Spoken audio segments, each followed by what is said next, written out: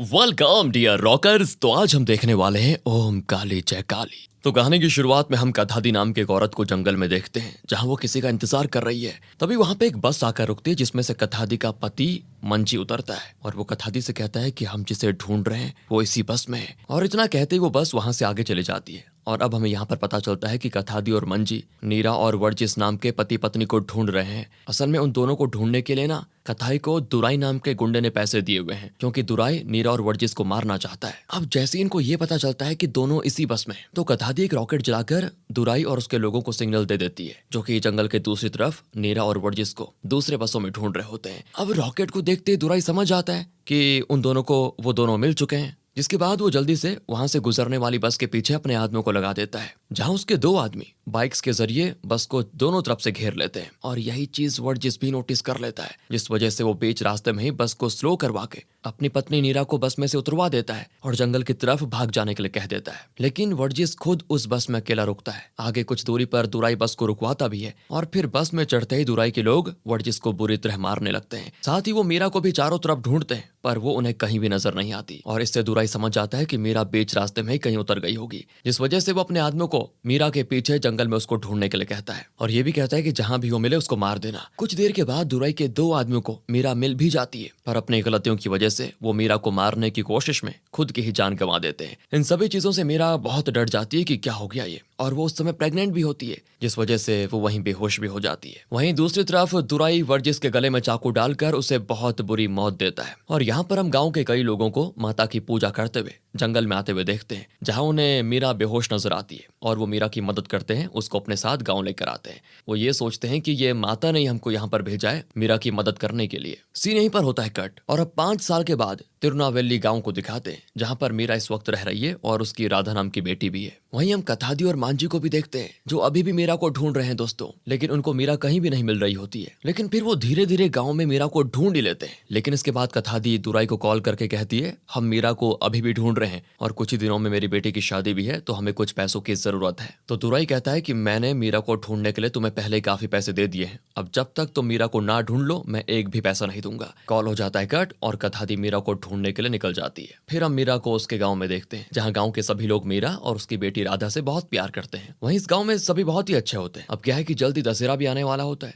जिस वजह से सभी लोग उसकी तैयारी में लग जाते हैं। तभी दोस्तों हम गांव के एक लड़के जिसका नाम गणेशन है उसे देखते हैं, जिसके पास एक औरत आती है और डरी हुई हालत में उसे कहती है, एक औरत को मिर्गी का दौरा आ गया है, कुछ करो। तो गणेशन उस औरत को जल्दी से अपनी गाड़ी पर लेकर मीरा के पास पहुंच जाता है, जहां मीरा कुछ ही पलों में उस औरत को ठीक भी कर देती है। और इससे हम समझ पाते हैं कि मीरा वैद्य भी है दोस्तों। तभी एक औरत गणेशन के पास आकर कहती है कि तुम कितने अच्छे हो, सबको मदद करते हो, अगर तुम मेरी बेटी से शादी करो तो मैं तुम्हें अपना मुंह मांगा दहेज दे दूंगी। गणेशन कुछ नहीं कहता इस पर ये बात एक छोटी बच्ची सुन लेती है और जाकर बामा नाम की लड़की को बता देती है, जिसका गांव में लाउड स्पीकर का काम होता है। जिसके बाद बामा अपने लगाए हुए लाउड स्पीकर पर बोलती है कि जो भी मेरे पति से शादी करेगा उसकी मैं बहुत बुरी हालत कर दूंगी। असल में बामा गणेशन से बहुत प्यार करती है और बस उसे मन ही मन अपना पति मान चुकी है। तो अब शाम को हम गणेशन और उसके दोस्त मुकंदी को एक आदमी से बात करते हुए देखते हैं, जहां उस आदमी को मुकंदी को पैसे देने थे, लेकिन अभी वो मुकर जाता है। असल में क्या है ना, मुकंदी को अच्छे खासे पैसे चाहिए होते हैं ताकि विदेश जाकर काम करे,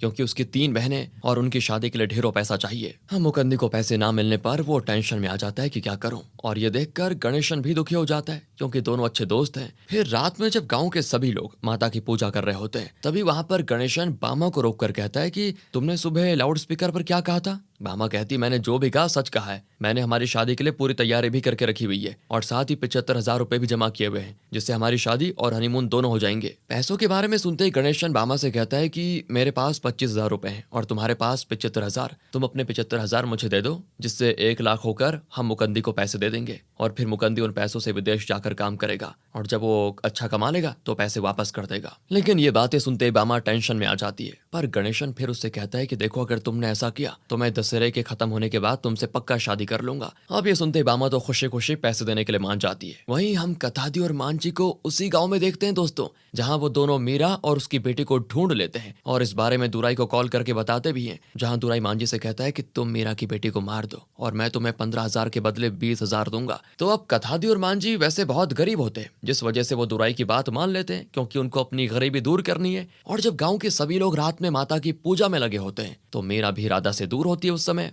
तभी ये मांझी राधा को किडनैप कर लेता है, और जब तक मीरा को समझ आता कि राधा गायब हो चुकी है तब तक मांझी काफी दूर जा चुका था। फिर गांव के सभी लोग राधा को ढूंढने लगते हैं तो एक जगह पर गणेशन और मुकंदी को एक बोरी में खून बहता हुआ नजर आता है। मुकंदी फिर उसके अंदर हाथ डालता है, जहां उसके हाथों पर भी खून लग जाता है। पर अच्छी बात यह होती है कि उस बोरी के अंदर एक मरा हुआ जानवर होता है, जिसको किसने वहां पर मार के फेंक दिया था। फिर हम मांझी को देखते हैं जो राधा को पत्थर से कुचल कर मारने वाला होता है कि तभी उसको एक ट्रक उड़ा देती है दोस्तों, जिससे उसकी वहीं पर हो जाती है मौत। जिसके बाद ट्रक वाला वहां से भाग जाता है और राधा वहीं की वहीं रह जाती है। तभी कुछ देर में पुलिस ऑफिसर्स राधा को ढूंढते ढूंढते वहां पहुंच जाते हैं और उन्हें सही सलामत राधा मिल भी जाती है। फिर वो उसे मीरा और गणेशन को सौंप देते हैं। मीरा अपनी बेटी को पाकर बड़ी खुश होती है और तब वो गणेशन से कहती है, मेरी बेटी को मेरे भाइयों ने ही मारने की कोशिश की है। कहानी जाती दोस्तों फ्लैशबैक में। बचपन में मीरा जब अनाथ हो गई थी तब मीरा के दो भाई थे, एक बड़ा भाई एजे और दूसरा छोटा भाई दुराई। जिसके बाद ये तीनों को एक अनाथालय में रहने के लिए जगह मिली। और फिर जब सब कुछ ठीक हो गया तो दुराई और एजे अपने हरकतों से बाज ना आए और अनाथालय में चोरी करके वो भाग जाते हैं, जिस वजह से मीरा वहां अकेली रह गई। और फिर उसने वहां पर वैद्य की पढ़ाई भी की। वहीं दूसरी तरफ उसके दोनों भाई बुरी संगत में पड़ गए और एक पॉलिटिशियन जिसका नाम बर्नी था उसके लिए काम करने लग गए, जहां वो उसके लिए हाफ मर्डर और फुल मर्डर्स किया करते थे, जहां ज्यादातर मर्डर्स एजे किया करता था और उसके बदले दुराई जेल जाया करता था। पर जेल की भी इनकी सजा कम हो जाती थी और बर्नी से करीबी बढ़ाने की वजह से एजे ने अपना एक प्लान बनाया। उसे पता था कि बर्नी की बस एक ही कमजोरी है और वो है लड़कियां। इसलिए कई सालों के बाद एजे अपनी बहन मीरा के पास आता है और उसे अपने साथ घर लेकर आ जाता है, जिसके बाद उसकी हैवानियत शुरू होती है और वो अपनी बहन मीरा को बर्नी के पास भेजने लगता है, जहां शुरुआत में बहुत जबरदस्ती होती है और फिर मीरा भी हार मान लेती है। सोचती है कि मेरे साथ ये जो गलत हो रहा है मेरा नसीब है। इस तरह मीरा के साथ अब रोज गलत होने लग गया था। बर्नी ने एक ड्राइवर रखा होता है जिसका नाम था वर्जिस। धीरे धीरे वर्जिस और मीरा में अच्छी बातें होने लग गई और जब एक दिन बर्नी का एक आदमी जिसका नाम धामू था वो मीरा के साथ गलत करने के लिए आता है, तभी वर्जिस धामू को बहुत बुरी तरह मार देता है, जिससे धामू वर्जिस से बदला लेने की सोचता है। और इसके बाद यहाँ दोस्तों हम देखते हैं कि वर्जिस मीरा को प्रपोज कर देता है और कहता है कि मेरे साथ चलो, हम यहाँ से दूर भाग जाएंगे। मीरा मान जाती है। तभी दुराई को जेल में कैद किया होता है। वो जेल से बाहर तो आता है और अब धामू दुराई से कहता है कि एक पॉलिटिशियन का मर्डर करना है, साथ ही बर्नी को तुम्हारी बहन मीरा बहुत ही पसंद आ गई है और इसीलिए वो उससे शादी भी करना चाहता है। दुराई तो मान जाता है दोस्तों, वो था ही ऐसा। और उसी रात दुराई, एजे और धामू उस पॉलिटिशियन का मर्डर कर देते हैं और फिर सही समय पर दुराई बड़ी चालाकी से पुलिस को वहां पर बुला भी लेता है और इसमें एजे मर्डर के लिए हो जाता है अरेस्ट। और वहीं वर्जिस ये देख लेता है कि दुराई ने अपने ही भाई एजे को फंसा दिया और उस समय वर्जिस को तब दुराई भी देख लेता है। असल में दुराई ने ऐसा धामू के कहने पर ही किया था, क्योंकि धामू ने उसको ये कहकर भड़काया था कि तुम हमेशा अपने भाई के मर्डर के लिए अंदर जाते हो और वो बाहर आराम से मजे करता है। इसीलिए जब दुराई अपने भाई एजे को अरेस्ट करवाता है तो वो धामू से ये भी कहता है कि हमें अब वर्जिस को मारना होगा, क्योंकि अगर उसने ये बात एजे को बता दी उसको हमने ही अंदर करवाया तो एजे हमें मार देगा। साथ ही दोस्तों धामू भी इसमें उसके साथ होता है, क्योंकि उसे शक होता है कि वर्जिस मीरा से कहीं प्यार तो नहीं करने लग गया। और ये बात सही भी होती है। आगे मीरा और वर्जिस वहां घर से भाग जाते हैं और दुराई एजे को जेल में जाकर कहता है कि मीरा और वर्जिस भाग गए हैं भाई, और अगर मीरा बर्नी से शादी कर लेती तो हम दोनों बर्नी के खास हो जाते और फिर बर्नी तुम्हें भी जेल से बाहर कर लेता। ये सुनकर एजे को बड़ा गुस्सा आता है कि आज मीरा और वर्जिस की वजह से वो जेल में है, वरना बर्नी उसको बाहर निकाल लेता। खैर दोस्तों, यहाँ मीरा और वर्जिस दूर कहीं एक गांव में जाकर रहने लगते हैं और समय भी बीतता है और वो प्रेग्नेंट भी हो जाती है। मीरा फिर एक दिन अपनी भाभी यानी एजे की पत्नी को कॉल करके बताती है कि मैं मां बनने वाली हूँ। पर उसी वक्त वहां पर दुराई भी आ जाता है और उनकी बातों के दौरान उसे पता चल जाता है कि इस वक्त मीरा और वर्जिस किस गांव में है और इसमें एजे की पत्नी भी उसकी मदद करती है। जिसके बाद दुराई अपने लोगों को लेकर मीरा और वर्जिस को मारने के लिए निकल पड़ता है। और जैसे वर्जिस को ये बातें पता चलती है कि मीरा ने अपनी भाभी को ये बातें बता दी कि हम कहाँ पर रह रहे हैं, वो समझ जाता है कि ये खबर पक्का दुराई तक भी पहुंच गई होगी। इसीलिए वो बिना समय गंवाए मीरा को लेकर उस गांव से दूर जाने लगता है। और ये वही सीन है दोस्तों जिसे हमने मूवी की शुरुआत में देखा था, जिसमें मीरा तो बच गई थी पर वर्जिस मारा गया था। अब मीरा की कहानी सुनकर गांव वाले उसको दिलासा देने लगते हैं और कहते हैं हम तुम्हारे साथ हैं, तुम्हें कुछ नहीं होने देंगे। दूसरी तरफ हम कथादी को देखते हैं, जहां आज उसकी बेटी की शादी है और वो अपने पति का इंतजार कर रही होती है कि कब उसका पति आ जाएगा और पैसे लेकर आएगा। पर तभी जब कथादी दुराई के पास जाती है तब उसे पता चलता है कि उसके पति की पिछली रात ट्रक एक्सीडेंट में मौत हो गई, जहां दुराई भी कथादी को पैसे देने से मना कर देता है, जिस वजह से कथादी अपनी बेटी की शादी में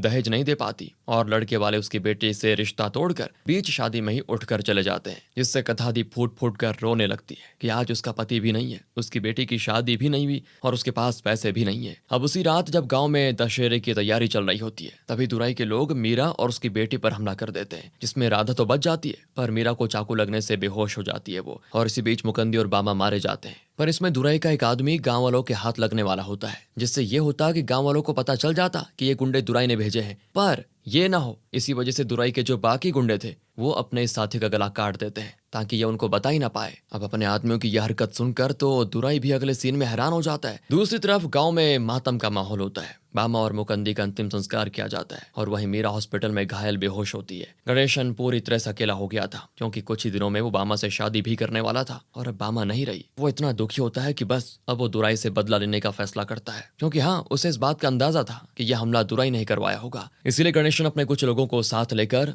दुराई को मारने के लिए प्लान बनाने लगता है। साथ ही इसमें मीरा भी गणेशन के साथ आ जाती है, क्योंकि अब वो भी हॉस्पिटल से वापस आ गई थी। तभी इनको पता चलता है कि पिछली रात जिन लोगों ने इन पर हमला किया था वो अब पुलिस के पास जाकर सरेंडर करने वाले हैं ताकि उनकी सजा कम हो जाए। पर जैसे ही गणेशन, मीरा और बाकी लोग पुलिस के पास पहुंचते हैं ताकि वो उन लोगों को सरेंडर करने से पहले मार दें, तभी मीरा उन लोगों को देखकर कहती है ये वो लोग नहीं है जिन्होंने कल रात हमला किया था। ये लोग तो बस यहाँ पर उनके नाम पर सरेंडर होने के लिए आए हुए हैं, जिस वजह से गणेशन उन लोगों को नहीं मारता। तभी मीरा गणेशन से कहती है हम एक काम करते हैं, हम वैसे भी दुराई और उसके सभी गुंडों को नहीं मार सकते, इससे अच्छा यह है कि हम मुकंदी के परिवार के लिए दुराई से पैसे मांग लेते हैं, जिससे कम से कम मुकंदी के 3 बहनों की शादी तो हो जाएगी। और दुराई इसीलिए पैसे देगा क्योंकि हमें पता है कि पिछली रात दुराई के ही लोगों ने हम पर हमला किया था, तो हम उसको धमकी देंगे। जिस प्लान के लिए गणेशन को छोड़कर सभी लोग मान जाते हैं, जिसके बाद गणेशन को भी मानना ही पड़ता है। और फिर गणेशन अपने 2 साथियों के साथ दुराई के अड्डे पर जाता है। और यहाँ सोचने वाली बात यह है कि इन्हें दुराई के अड्डे के बारे में कैसे पता चला। तो असल में पुलिस स्टेशन के यहाँ ये कथादी से मिलते हैं, जो कि वहाँ एक वकील से दुराई के खिलाफ केस करने के लिए आई होती है। हालांकि वकील उसकी बात नहीं सुनता, पर कथादी मीरा को देख लेती है और खुद ही जाकर उन्हें सब सच बता देती है। जिसके बाद मीरा समझ जाती है कि कथादी ये सब अपनी बेटी की शादी के लिए कर रही थी, जिस वजह से मीरा कथादी को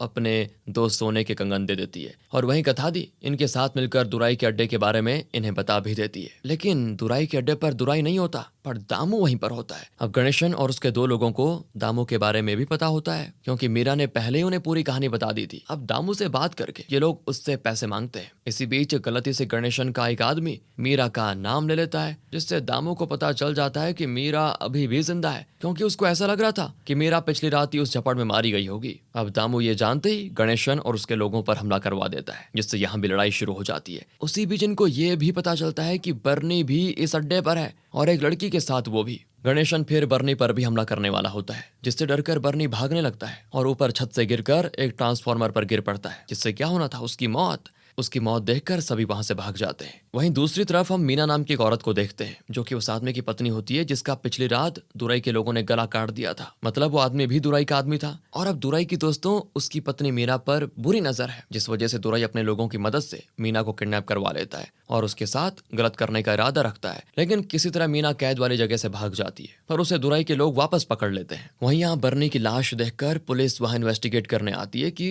तभी एसपी भी आ जाता है, जो कि दुराई का ही आदमी है दोस्तों, जिस वजह से एसपी बर्नी की मौत को रफा दफा करने की पूरी कोशिश करता है। फिर हम कथादी को देखते हैं, जो गणेशन और अपने कुछ लोगों को एक आदमी के पास लेकर जाती है, जो एक इंसान को कैसे मारा जाए ये सिखाता है, क्योंकि ये कोई गुंडे तो थे नहीं, इसीलिए इनको सीखना पड़ा। इसके साथ ही कथादी एक वैद्य के पास से जहर की बोतल भी ले लेती है। अब दुराई और दामू एजे से मिलने जेल में जाते हैं, जहां ये सभी फैसला करते हैं कि ये चूहे बिल्ली का खेल बहुत हुआ, अभी हम में से एक एमएलए बन जाए तब हम चुटकी में सभी को मार सकते हैं। जहां दामू कहता है कि क्यों ना हम दुराई को एमएलए बना दें, पर एजे दुराई के सामने कहता है कि ये तो एक गुंडा है, इसे कौन वोट देगा। इसकी जगह पर कुछ दिनों में मेरा बेटा अरुण विदेश से आ रहा है और हम उसे एमएलए बनाएंगे, जिसके लिए दामू मान जाता है। दुराई को ना चाहते हुए भी हाँ करना पड़ता है। साथ ही गुंडे वाली बात सुनकर वो अंदर से बहुत गुस्सा भी हो गया था। अब उसी रात दुराई ये बात एजे की पत्नी को भी बता देता है और तभी हमको पता चलता है कि असल में एजे का नहीं, वो दुराई का बेटा है दोस्तों। एजे की पत्नी इतने सालों से दुराई के साथ अफेयर में थी और अरुण दुराई का ही बेटा है, जिसका सच किसी को नहीं पता। तब भी दुराई एजे की पत्नी से कहता है कि भले ही अरुण मेरा बेटा हो, पर एमएलए तो मैं ही बनूंगा। अब एक शाम मौका देखकर गणेशन, कथादी और उनके लोग दामू और दुराई पर हमला कर देते हैं, जिसमें दामू वहां से भाग जाता है। वहीं दुराई को गणेशन एक कुएं में फेंक देता है और फिर ये सभी वहां से चले भी जाते हैं। इसी बीच गणेशन का बदला भी पूरा हो जाता है, क्योंकि गणेशन दुराई के उस आदमी को मार देता है जिसने बामा और मुकंदी को मारा था। वहीं फिर हम दुराई को देखते हैं, जो अगले दिन वहीं रहने वाले एक आदमी की मदद से कुएं से बाहर भी आ जाता है। अब जिस जगह पर गणेशन और कथादी ने दुराई पर हमला किया था ना, वो वही जगह थी जहां पर मीना भी कैद थी। इसलिए उस लड़ाई में ये सभी मीना को भी बचा कर ले लेते हैं और अपने साथ लेकर जाते हैं, जहां आगे मीना को पता चलता है कि मेरा पति भी गणेशन के प्यार भामा को मारने में शामिल था और साथ ही मुकंदी को मारने में भी शामिल था, जिस वजह से मीना बहुत टूट जाती है और अपनी जान देने के लिए जाती है। तब गणेशन उसको आकर रोक लेता है। फिर हम अरुण को देखते हैं, जो कि अगले दिन गांव आने वाला होता है और उसको लेने के लिए दुराई और दामू एयरपोर्ट पर जाने वाले होते हैं। अब कथादी को भी अपने आदमियों से ये बात पता चल जाती है कि जब अरुण आएगा तब वहां पर सभी लोग आएंगे,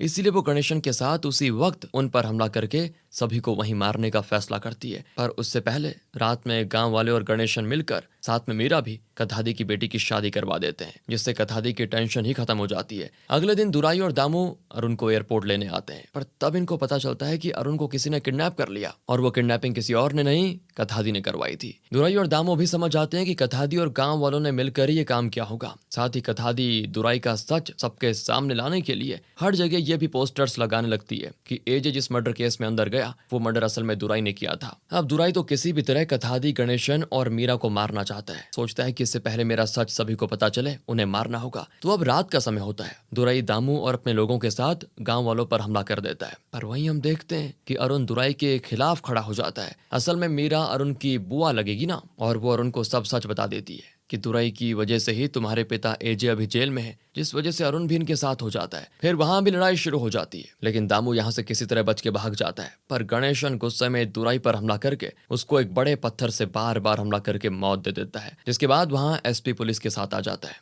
पर उससे पहले ही सभी वहां से गायब हो जाते हैं और बचती है तो सिर्फ दुराई की लाश। अगले दिन एसपी और दामू एजे के पास पहुंचते हैं और कहते हैं कि अरुण गायब है और दुराई मारा गया। एजे ये सुनते ही सोचता है कि ये गांव वाले अब बहुत आगे बढ़ चुके हैं। पहले तो दुराई को मारा और अब मेरे बेटे अरुण को किडनैप भी कर लिया, इन्हें सबक सिखाना ही पड़ेगा। इतना कहते दोस्तों ये कहानी यहाँ पर हो जाती है खत्म। बाकी अब आप बताइए आपको वीडियो कैसी लगी, स्टोरी कैसी लगी, एक्सप्लेनेशन कैसा लगा, कॉमेंट करके बताइए। ध्यान रखिए अपना। Thanks for watching.